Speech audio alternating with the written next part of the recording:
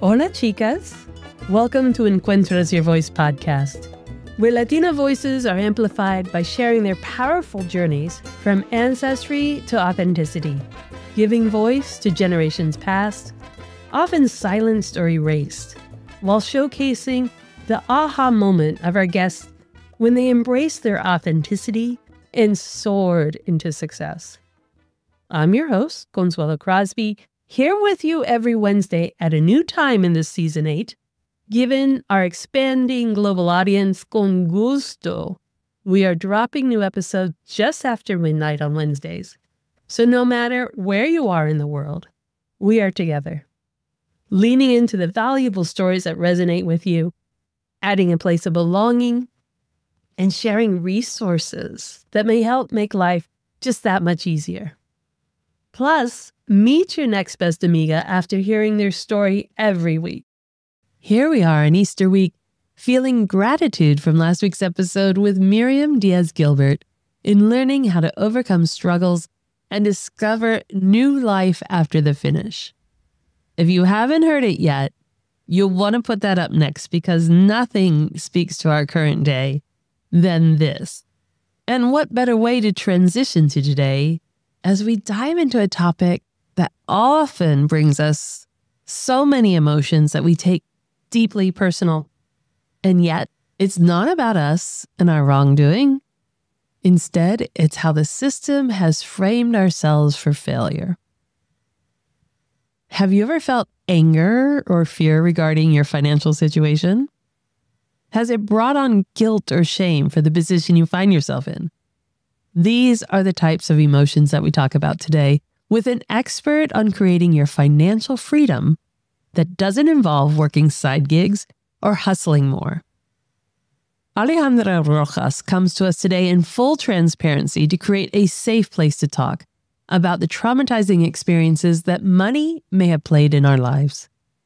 A Black Latina from Colombia, Alejandra majored in finance with scholarships to University of Madrid, only to later find herself deep in debt.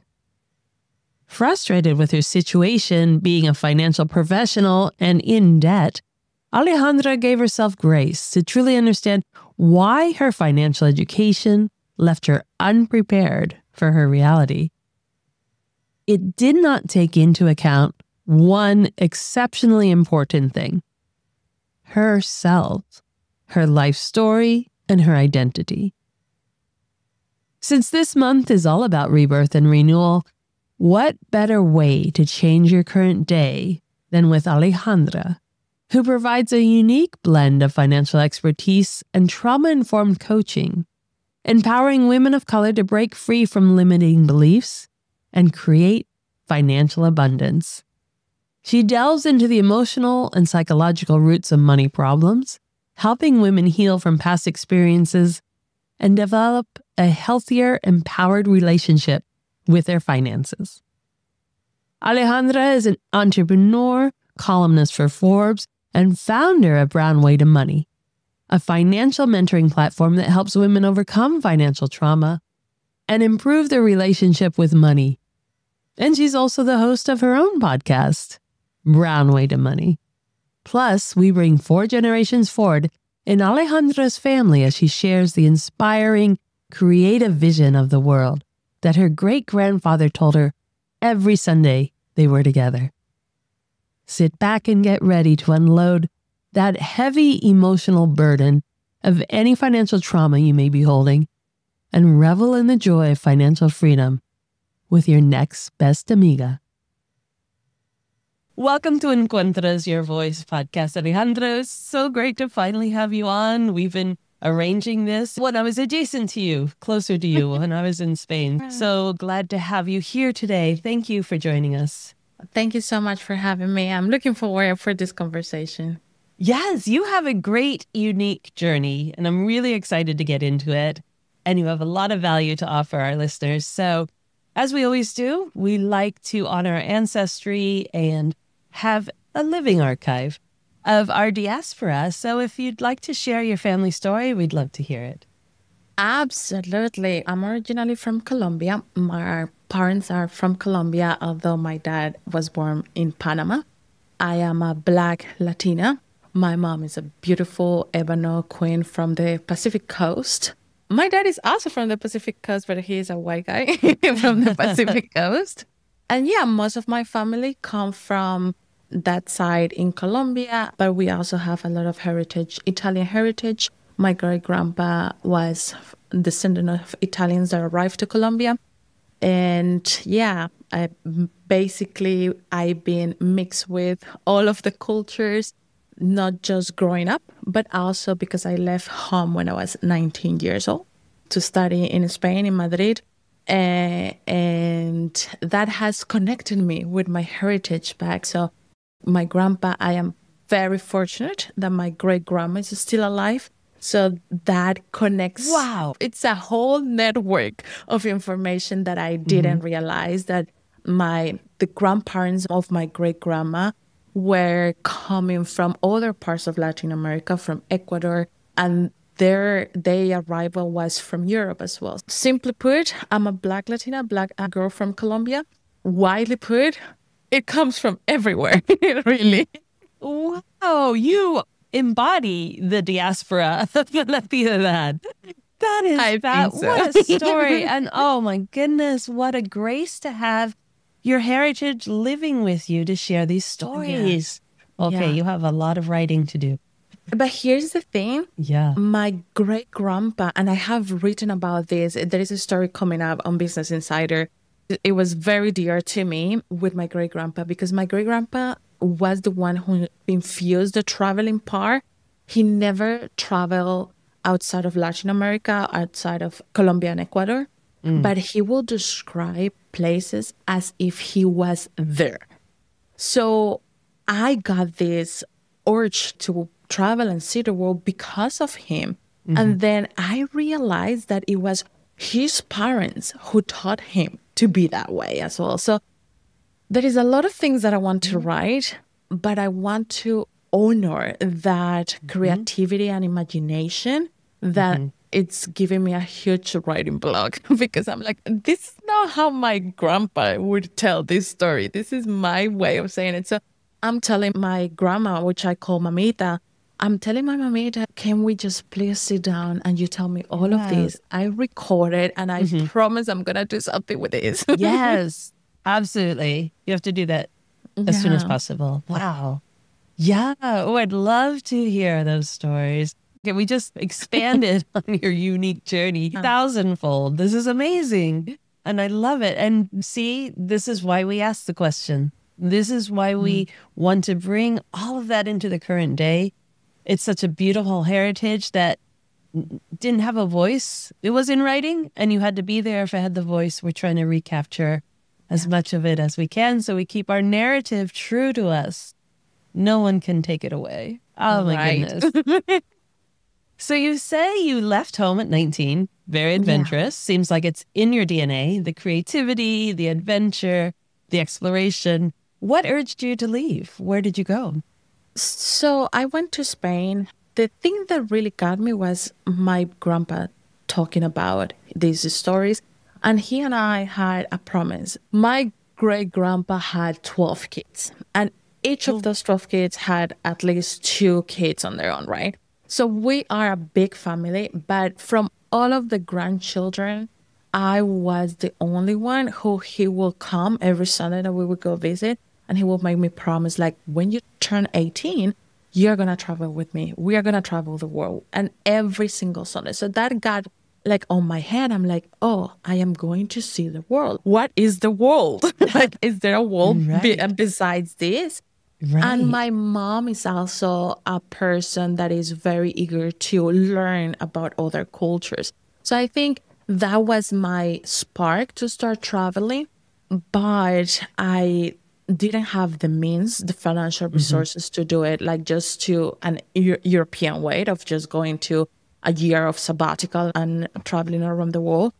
But I got awarded a scholarship to finish my university, my finance degree in Madrid and Spain. And then I took it. And since there, I've been just asking the universe, praying and saying, I just want to continue traveling. So every time it seemed like I had to go back home, it was like, this other place showed up.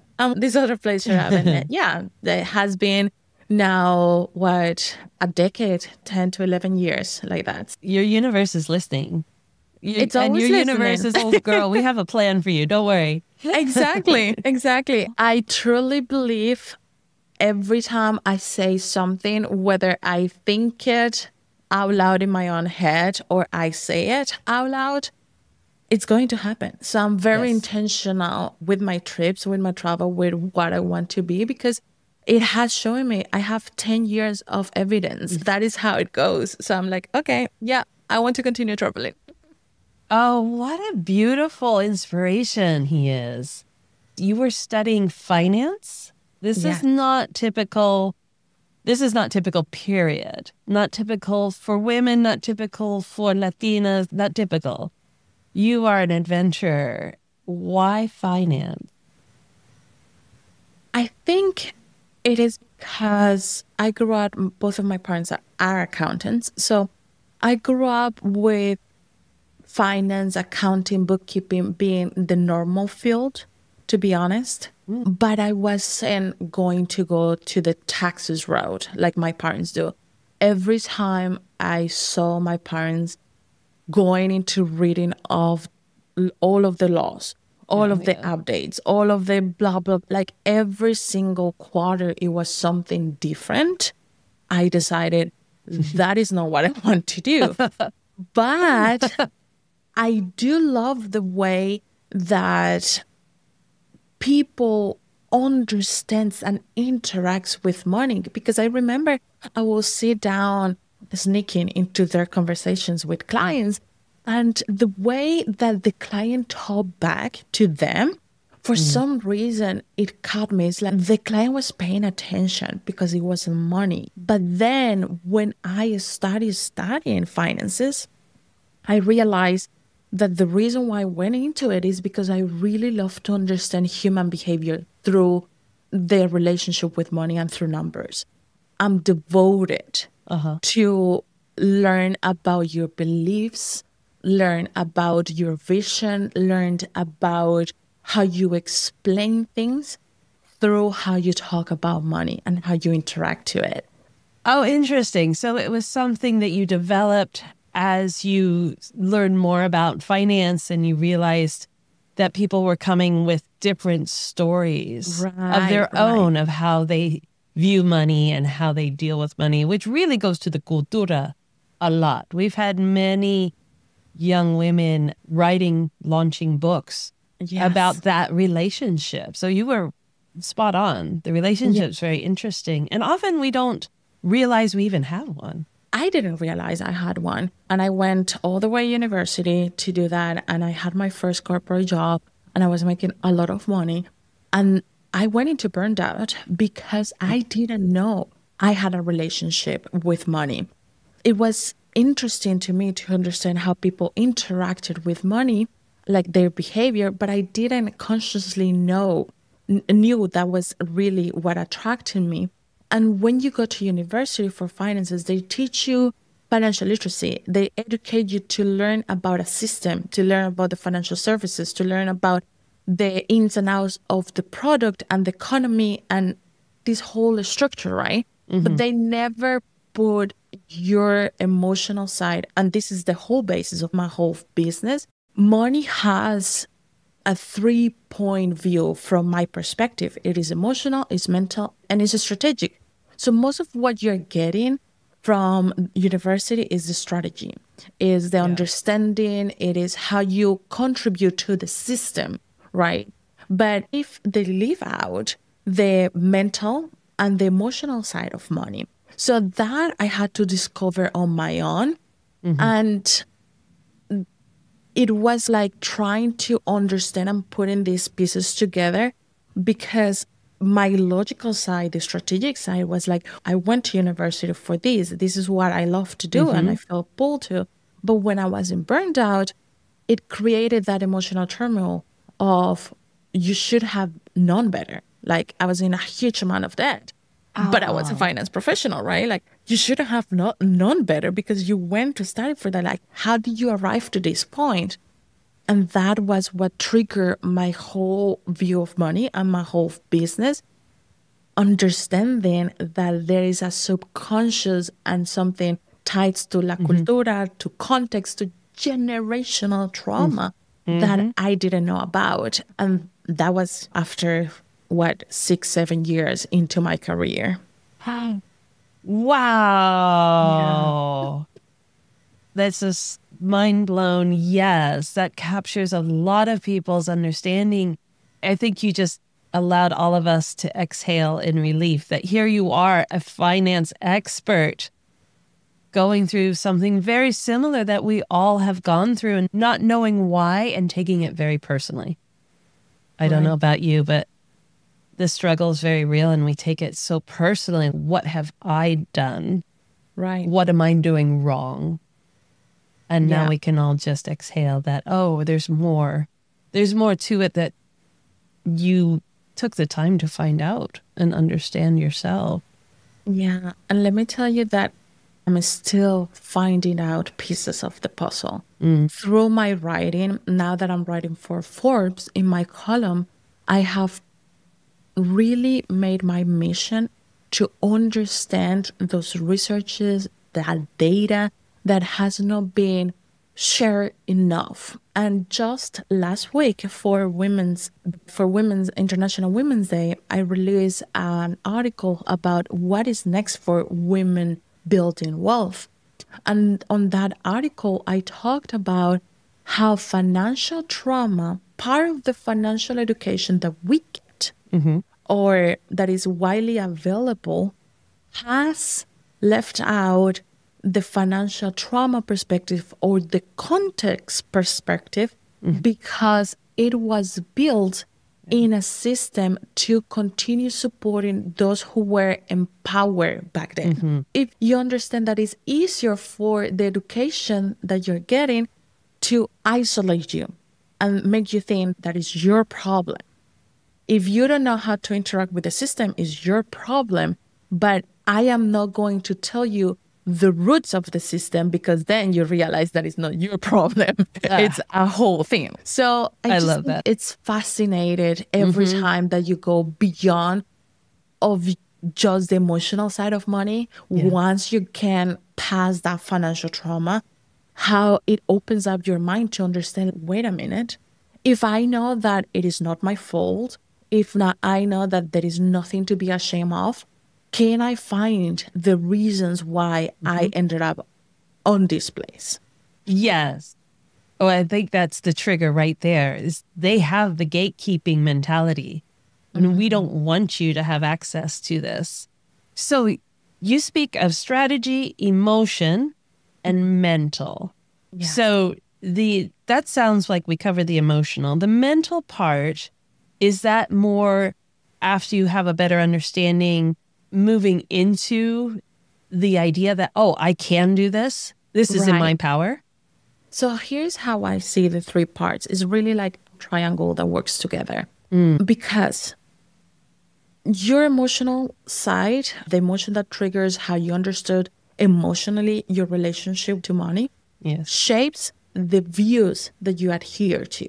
So just to put you an example, if a mom of two that is making a great amount of money today come from a background where she saw the struggle to put food on the table, that mom, whether it's for her or for her kids, that mom will have points of view of money, how she can use it, what she can do, how she can accumulate wealth, will be unless she resolved financial trauma of seeing the struggle of putting food on the table. That I think you're describing me. Imagine that, right? So let me ask you, how do you see money from that perspective? Yeah, that's very interesting because I've been talking about this a lot in coming forward and with my own background. My mother, she started an American corporation in 1968, just a little over 10 years from arriving here from Peru, because her husband, my father, did not have a job. They were penniless and they had 5 cents to their name. And this is prior. And so growing up, being the only daughter, and we know what that is in the cultura, I was her ally. I had to manage the books at 10 years old. The brown ledgers with the big yellow pages. Yeah. I also had those though. Yes. Okay, good. That makes me feel young. And it is traumatic because I knew, and the brothers did not have any access to the books. The brothers were washing equipment in the lab. That was their job. Right. They didn't do anything else. And so I knew when people weren't paying, when they were very low on money, when they had big clients, like Stonison Construction was a multi-million-dollar company not paying my poor parents, and yet making millions off their knowledge because they were an engineering company. As a child, I grew up very, no, we shouldn't buy that. No, those are more expensive. No, we should only buy this because we don't have money. And then my brothers being so arrogant and ignorant. Oh, I want these $1,000 skis. And I'm like, we can't eat. And they were older than me. Right. That's very well rooted. So here is the two perspectives we see, right? The brothers didn't see or didn't projected what could potentially happen. It didn't create that emotional connection. So for them, why we cannot afford it? Like, why we don't buy this? Why we don't buy that? But your perspective was rooted on the fear of not having because you were seeing what was happening. Right. So that is how these three parts complement each other, because you had a fear, an emotion that was triggered. Then your ideas, the way that you see money and relate to it, they were shaped by this experience, by what you were seeing, but what your mind was really processing. That in simple words of how the brain works is, I'm not going to have money to survive another day if this person doesn't pay. That, right? 1,000%. Oh, you just nailed it. Yes. So that creates all the alarms, and then sends to part of the logical brain, says, here's how we have to filter the information. This is what the emotional side of money is doing. Sending a direct command of, here's how we filter information. You are going to think and adhere to beliefs that will protect us from ever running out of money, because you know what can happen, right? And that's when the mental comes. Because sometimes you can say, I believe this and that of money, and you don't have any type of reaction, right? But why do you believe that? When you start asking the why, you see the connection to the emotion. And then you connect it to the strategy, because based on what you believe, then you start making money moves. So if you think that at some point, any point, really, you will run out of money, you can start collecting all of the money that you receive. You just collect and never let go, or you never take risk, right? So when we are talking about business ownership, which is the focus on what I focus on, when we talk about entrepreneurship, you have to have some kind of risk appealing, right? So to grow, to scale, you have to take risk. But when you come from that perspective of, I need to really watch out with my money, then that risk, that is strategy that is telling you, go ahead and do this investment, or go ahead and put that, then that strategy is not happening. No. So everything is connected. There is not a strategy that happens or doesn't happen if you don't have a belief in place, and there is not a belief that can adhere to you and the way that you see money, if there is not an emotion attached to it. And the two emotions, big emotions that we often find with money, is either fear, which is the biggest one, or is angry. This is the other response, right? So I'm angry because this happened. I'm fearful because maybe this could happen, right? So there are two natural physiological emotions, and there are two main constructed, meaning that it's more about society than really your body working, to emotions that we find with money, which is guilt and shame. Guilt and shame are not really emotions that your body produces. It's just more as a society. If you think about how shame became an emotion, was because when you were growing up, mom or dad or whoever was taking care of you said, are you going to do that? Why are you going to do that? And these things Sin are created. vergüenza. We start comparing, right? Oh, you see how you're behaving? Your sister is not behaving that way. Your brother, the friend, el amigo, el primo, I don't know. But that is contributing to creating an unexisting emotion that is more useless than useful as an adult, and certainly with money. Yeah. Wow. Unpack all of that. And that is so spot on, because when I was a single mom with the two kids you just described, I was a single mom carrying that emotion from childhood. And they were very little, 2 and 5. And Apple had just blown up, deconstructed, and was $14 a share. And I went, Apple's not going anywhere. This would have been in the 90s. I said, Apple's not going anywhere. Wow, $14. I'm going to buy 1,000 shares. Right. And my entire family, especially the men, I have 3 brothers, they just came down on me. Oh, that's reckless. You don't have the type of money to do that. You shouldn't do that. And I thought, wow, nobody has my back. They're going to be the first to blame me if it does go wrong. Of being, I told you so, you don't know what you're doing. And to this day, they do it. To this day, the 3 brothers do it. And I really feel for women who have that situation out there, because the men thrive. Women, listen to this. The men thrive on your difficult situation. The gatekeepers really enjoy the fact that you're not free. We are not free to do the financial investments, the risk-taking, the entrepreneurial risk-taking that they have, that they enjoy, without understanding the privilege. I believe what has happened is that we have been so deep in financial trauma as women, certainly as a Latina, more certainly as a Black Latina, as a Black woman.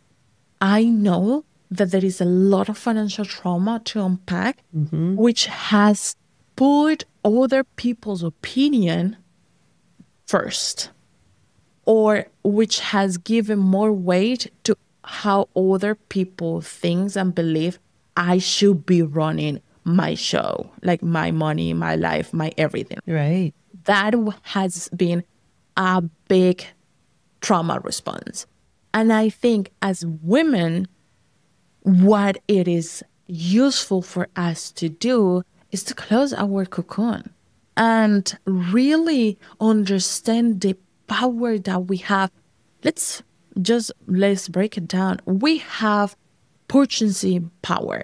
We are more in terms of population. Yes. We are creating businesses like nobody saw it before, right? Right. Black women in the US are creating a super high speed. Latinas are managing billions of dollars in businesses, yet not for demographic purposes, but yet we're still referring to ourselves as a minority, and we see ourselves as a minority, not for the demographic. Let them be the demographic that they want to say. I don't care. Like you have that, whatever you need to do with it, Yes. that's fine. But the fact that affects and it gets infused into your mind and how you really go about business and money and negotiating and asking for raises and asking for more prices and asking for the contract and showing up and saying, this is what I do, this is my prices, and just keeping silent and just let it play out. That is what is the problem. It is always easier to say, they didn't allow me to do that. It's easier. And it may be right. I'm not saying no, it may be true, right? But we can come back to our power when we close that cocoon and say, okay, this is what they did to me, or this is what they did, because I don't believe anybody does anything to anybody. Like, this is what they did. How would I want to react next time? And what do I need to find within myself to not allow what they did or what they believe to get like in between what I want and my vision? I think that is of course easier said than done with money. But when you find that sweet spot, your financial freedom starts there. Forget about the bank account, forget about it. Your financial freedom starts when you take ownership of your financial decisions. And a financial decision is saying to somebody that has nothing to do with your finances, brother, sister, mother, father, even husband sometimes. Yes, definitely. No worries. I got it. It's none of your business. I got it. Just let me do my thing. Wow. Yes. I'm going to just hold that moment, sit in that everyone snaps, because there it is. That's the key. That is the key to your financial freedom. And that is what we get more of through your business. Let's talk business. Since we're in this financial freedom role, we are on fire. Let's talk business. What is the name of the business? What is it about? How did you get there? Yes. So the business is Brown Way to Money.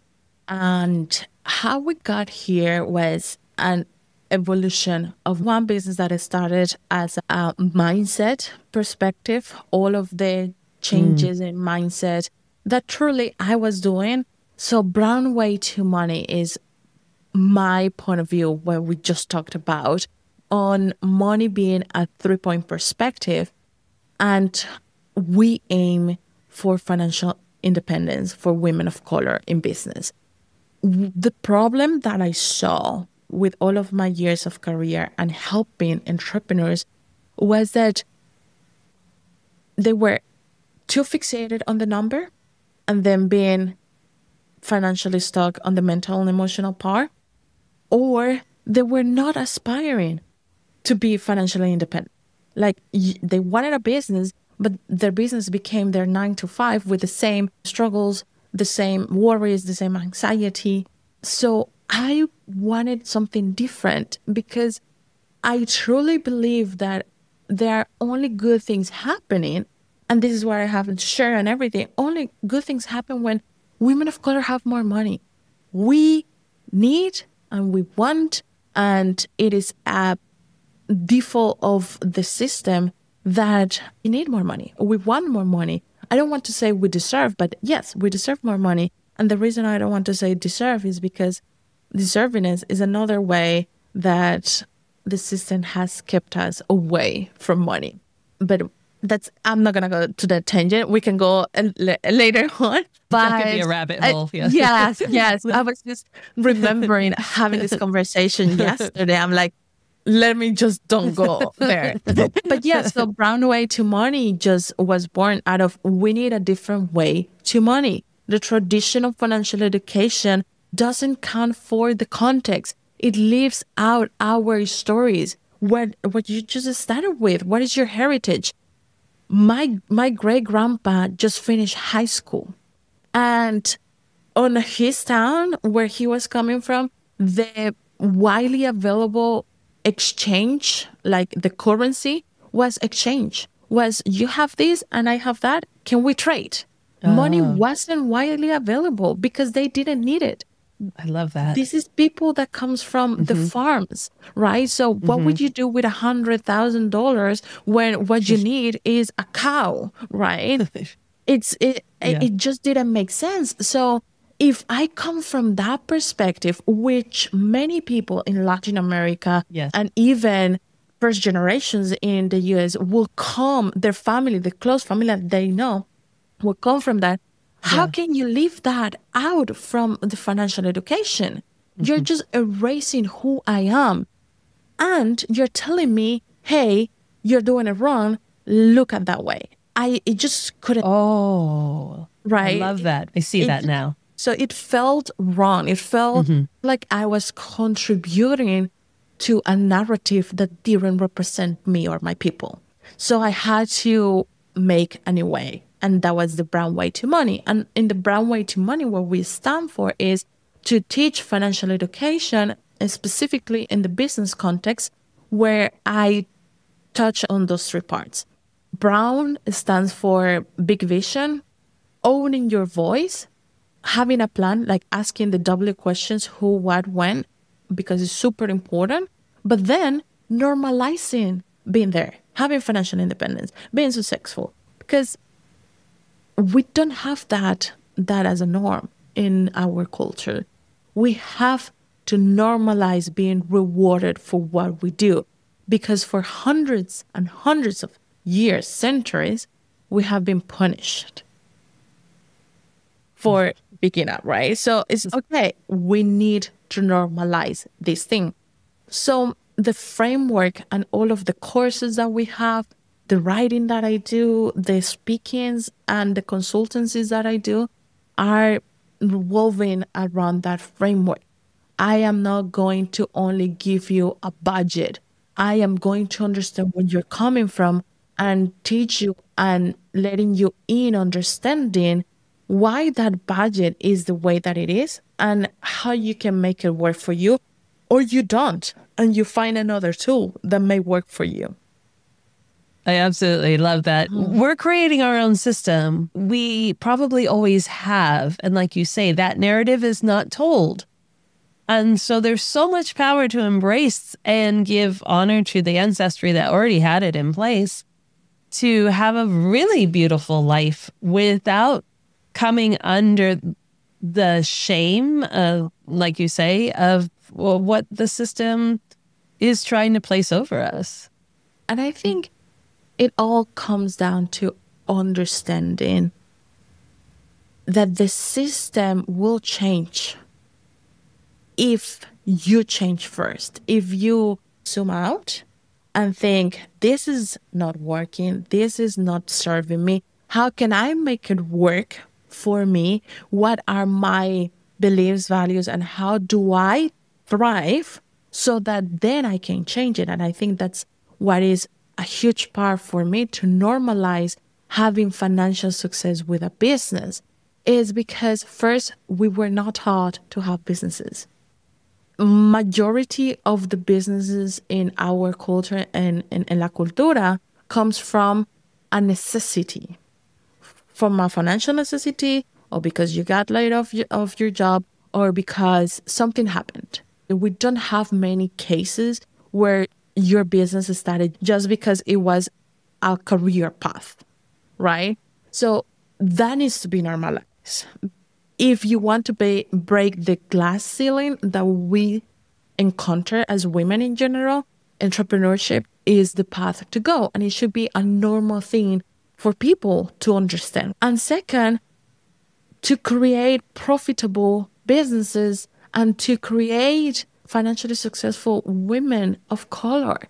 I just feel so passionate. And this all started when I had my daughter. And I thought, if I want to leave something for you, is the understanding that you don't have to change who you are to be financially successful, which was the understanding that I was getting from all the financial education that I was having. If you want to be financially successful, you just want to hold on onto what you want to be so hard, build from it. That's how we have run the podcast, the Brown Way to Money podcast, having these conversations, making it real, making it about us. Like I will have a conversation in one of the episodes coming with somebody that works with her mom. How real is that? You just said that, right? You work with your mom. I worked with my mom. It's our culture. We work with each other. Can you see the difference between managing finances when you have a mother-daughter relationship than when you have an employee-employer relationship? Truth. Completely different. But that, like the strategy and the perspective couldn't be addressed if you leave it out, right? Exactly. Where otherwise would you be learning this? Nowhere. This isn't in education. This isn't out in corporate world. This isn't out in even small business world. It's in our world. Yeah. And so who better to turn to for advice, for guidance than someone like you who is running this in business and is able to understand, and I love that, maintain your authenticity, maintain your heritage. It is your superpower. It is what makes you different. And like you say, the Latino community as a whole, the comunidad in the US alone, is $3.2 trillion buying power. Yeah. So really, do you really need more than that to be, don't give up, don't blend in, don't assimilate, don't go into the corporate American dream and burn out? Go to Yeah. brown way to money. Brown way to money. Now, is this for only business owners or is it for people just to also understand their own relationship with money? Our target is female entrepreneurs, but I believe everybody gets a different perspective every time, at least they listen to the podcast. So for sure, go to the podcast, Brown Way to Money. Listening to those conversations will open up a different path. Because here's the thing about business ownership. It's a personal development course in itself. So if nothing else, and you're in the corporate world, you're going to be a better leader just by absorbing the shifts and the ways that as entrepreneurs think about. But it is targeted for female business owners. Okay. Okay. And there's a podcast, there's your business, and you also write for Forbes. What is the name of the column? How do people find your column? If you just type Alejandra Rojas Forbes, the column will appear there. I am writing about entrepreneurs of color, financial stability for entrepreneurs of color. So you will have me there almost every Monday. If you go to the podcast, you got the raw conversation. You got the raw talking to other business owners.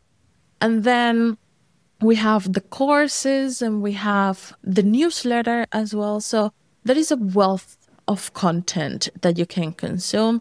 And the best way, in my opinion, to start, if you are starting on this journey of unpacking your money story, of unpacking what financial looks like for you, what are those emotional triggers or beliefs that we just talked about, is to first plug into a conversation where you are not actively interacting, but you allow yourself to understand these topics and then go ahead and start getting you involved. That is just from the financial trauma perspective advice. Nice. I was going to ask, what is that one baby step that we should be doing? So we should be absorbing what it is. Yes. What is finance? What is money? Exactly. Because this is exactly, and we just experienced it in our conversation. We started to talk about on what it is, and then you say, I think you're describing me. And then you go into it. When you said that, and the reason why I asked you, can you share, is because your brain is asking to have a safe place. If you don't feel safe, the trauma is going to be closer. And again, that's not me. I'm not doing that. That doesn't happen to me. So when you start listening, interact with these conversations, you subconsciously are telling your brain, this is safe. People is talking about this. People is just, this happens. I'm not isolated. I'm not the only one. I want to contribute to this conversation. I belong here. I'm part of this conversation. Correct. So that's why I'm a huge advocate of podcast, because you can listen and be part of that conversation. And when you're ready, then you take the next step. The next step that you're going to take after being ready is to say, this is my experience. This is what I have experienced, and this is where I want to go. How can I get there? Don't leave your experience out. Never do that. No matter who financial guru tells you that. Don't leave it out, because that is your gold ticket. That is what is going to make you be financially free, and money in your bank account, but also mentally and emotionally. And that mental, emotional freedom, that really speaks greater to anything that money can buy. Let me tell you, ladies, I've been through it all. Raised my kids. I'm now a grandmother, abuelita. They call me Abu. I took care of my parents to their passing. I've seen it all. And only now, and it's never because of money, it's the emotional, mental freedom. And I think grace, forgiveness, forever feeling lesser than. The power and the joy that comes from being free of that, shame, guilt. I have to work even harder. Do we not have enough on our plates? That is a gift that you are providing women. That is a gift that will accelerate their own personal success, their own self-love, and the impact that has on generations and the people around them is phenomenal. Just phenomenal. Oh, I'm so excited for all of this. Oh, I love this. It's such a great conversation. And there are many women, Latinas especially out there, Black women especially out there, who are taking this charge. Plenty of access for people out there. But we're so happy you're here with us to tell us. 'Cause I feel so heard. I feel so heard. I feel, you're right. I feel safe. I feel heard. I feel understood. And I don't have to defend myself because you know exactly what I'm talking about. We're so grateful that you had that journey that many of us have had, but you took the reins with your finance background and said, okay, enough. This is what we're going to do to be successful. That's right. Yes. And you are, and we love it. I would say now, I love asking this question. We ask this of many of our guests. Yeah. That we do know quite a bit about you. We do understand what a beautiful heritage, what a beautiful, adventurous person you are. What a very independent, I'm going to manifest my way in this universe person you are. But what is something we wouldn't guess about you? So many things you wouldn't guess about me. But I think the thing that you wouldn't guess is that I love to be barefoot everywhere. I think like I have an itch for shoes. Right now I'm barefoot. This interview, let me tell you. And that my favorite dish in the world is just rice and egg with ketchup. I don't think anybody that sees me and knows me think but that's my I could eat arroz con huevo all time and I will be the happiest person eating that. Oh my goodness. You are so grounded with the world. This, like, I see you as this goddess just grounded in the earth with your bare feet in the simplicity, but at the same time, just growing all this wealth. And yet rooted in simplicity and gratitude, it sounds. Yeah. Money is just simply an expression of life. Really, it's an expression of life. And I think it's so important to realize that money has nothing to do with who we are, with our self-worth, with the way we really shape our lives. It shouldn't have anything to do with that. It's just an added on of the system that we live in. And when you realize that, you allow yourself to do whatever you want. I have always, like I said, I have always loved being barefoot. I remember having my aunts like telling me, "You're gonna get sick all the time." I was just gonna. My mom is talking to you. You're gonna get a chill. You're gonna exactly. And I'm now here, 30 years old, still barefoot, and I'm not sick just because this is who I am. And every time I can, I just pop my shoes off. I love that. I love it. And I love the juxtaposition with money because we have been taught to go after money and yet to show off money. And that someone from outside who saw you barefoot eating eggs and rice is like, oh, pobrecita, she doesn't, she can't afford anything else. Oh, the immediate assumption to money should be shown off. And money is your identity. Is a system-made structure. Exactly. And that you can be extremely happy in your authenticity and still have the money. Don't really care what people is thinking about what I'm doing. That's the level of financial freedom I talk about. It's none of your business, baby. It's none of your business. the way that somebody manages their money is their way to manage their money. And just as we shouldn't comment in anybody's bodies, we shouldn't comment in anybody's financial situation, because it's as personal as your personal beliefs, as you have heard throughout the episode. I love that. It is part of you. It is your authenticity. It has nothing to do with other people, but you seeing yourself in the world.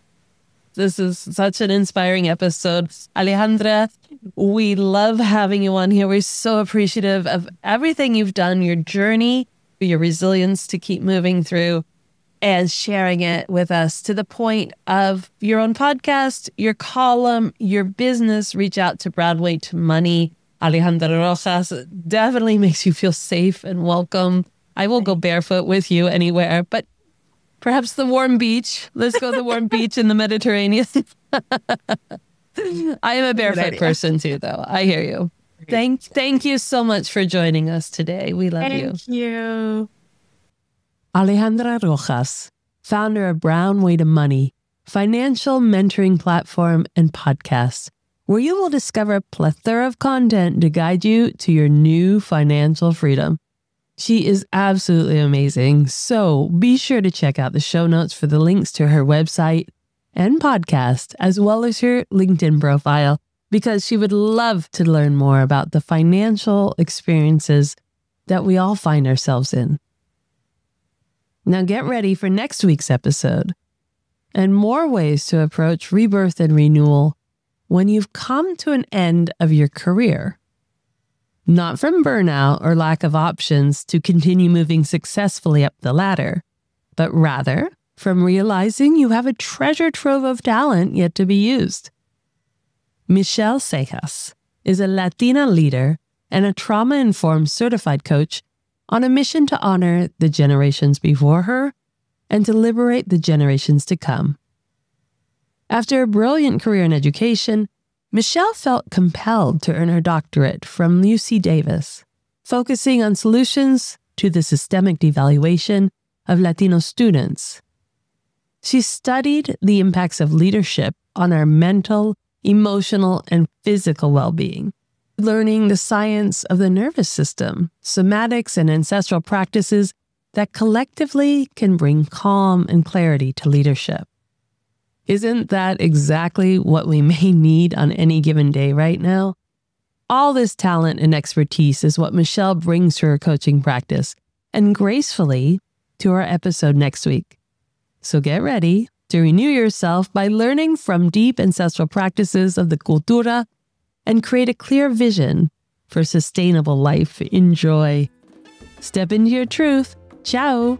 We love that you have subscribed to this podcast and continue to champion women who understand the life of all things Latina.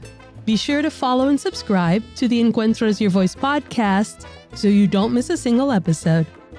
They will automatically drop into your listening device each week, and we'd really appreciate if you take a moment to add to the reviews that we already have. Tell us what you like, tell us what you're hoping to hear, and we will get there. Share this with your friends and family to help us grow our comunidad, and keep following us on our social media to Encuentras Your Voice. We are so grateful to you for helping us grow this community and would love to learn of all the amazing Latinas who you know are creating the world we thrive in. So reach out to me on social media at Encuentras Your Voice, and let's keep leaning into our authenticity in pride. Help us make Encuentras Your Voice the place where you are 100% represented.